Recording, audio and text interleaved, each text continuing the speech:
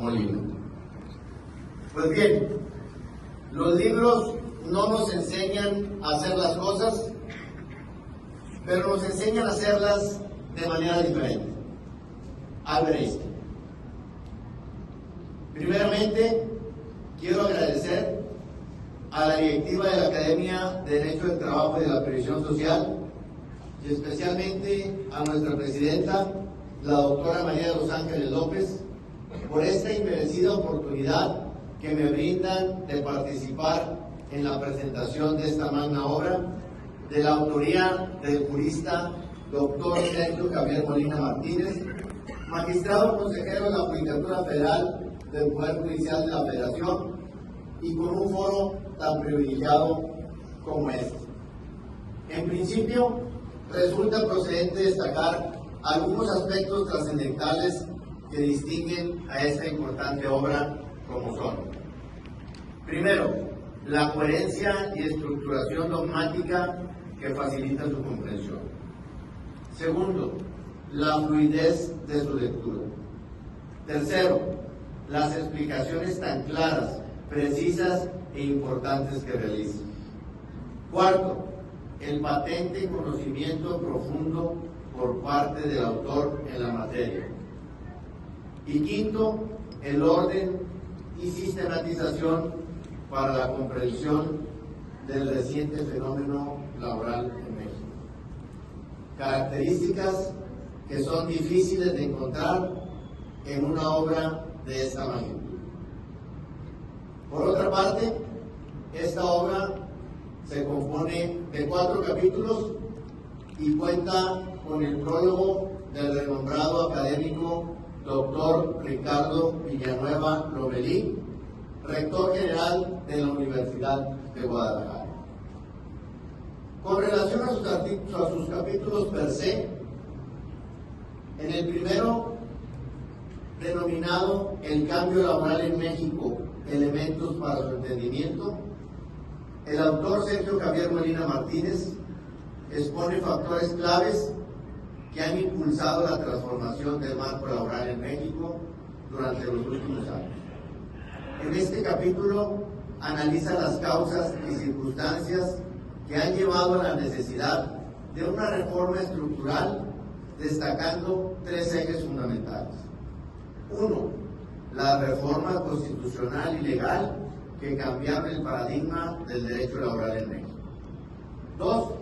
Los elementos de acciones institucionales desplegadas para concretar la reforma. Y 3. Factores del cambio en el mundo laboral en México, partiendo de 2 enfoques: cuestiones internas y cuestiones externas. Corolario de este capítulo, es clave comprender el contexto y la necesidad de la reforma laboral en México, ya que el autor no solo expone los cambios normativos, sino que también explica el trasfondo de estos, ofreciendo una visión integral del nuevo modelo laboral en México.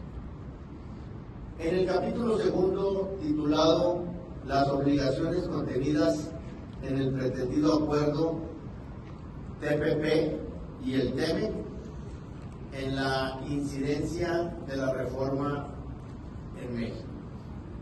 En este segundo capítulo, el consejero Sergio Javier Molina Martínez analiza cómo los acuerdos comerciales internacionales, específicamente el Acuerdo Asia-Pacífico y el Tratado entre México, Estados Unidos y Canadá, han influido directamente en la reforma laboral de México.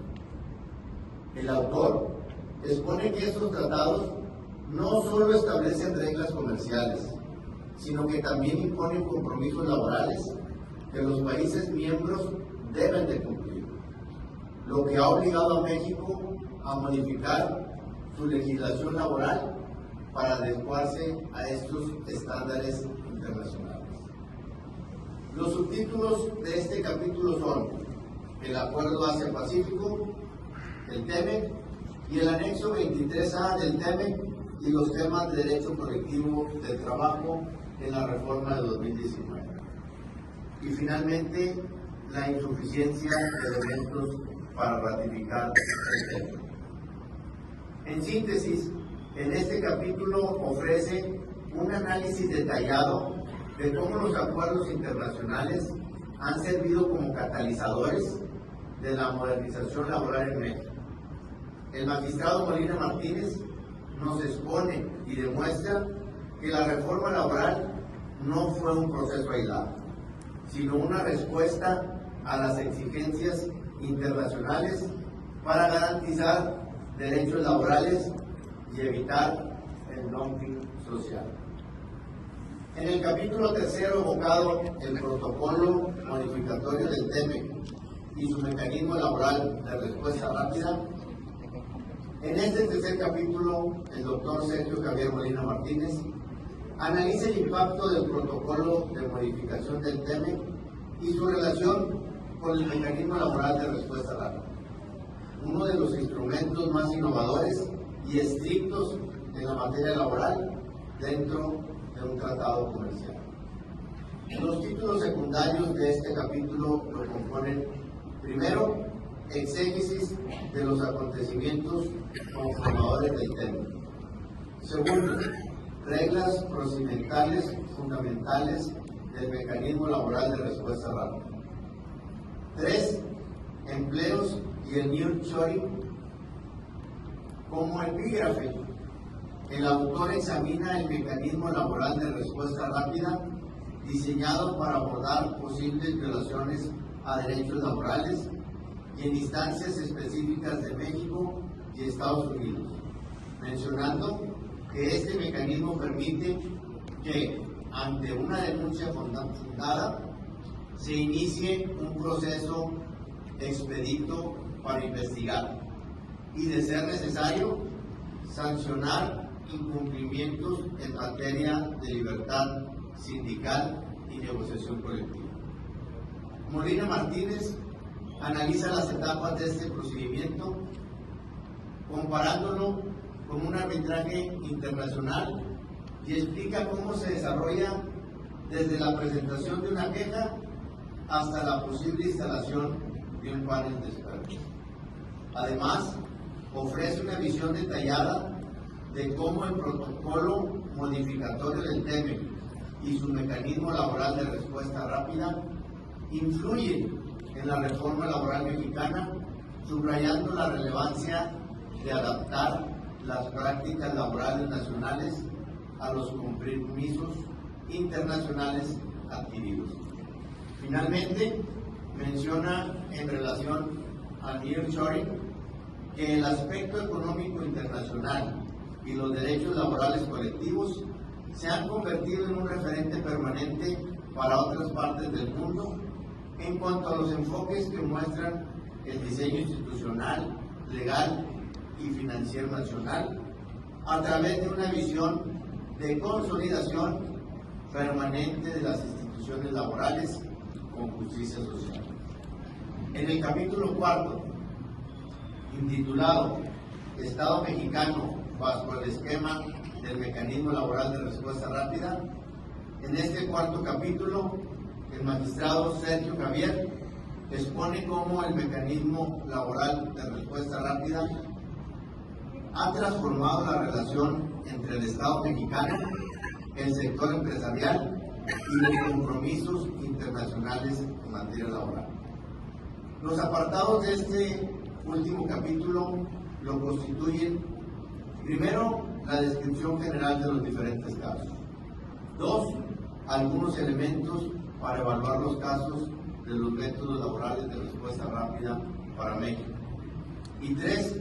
Reflexiones desde el exterior y el Tribunal Laboral Federal de Asuntos Colectivos del Poder Judicial de la Federación.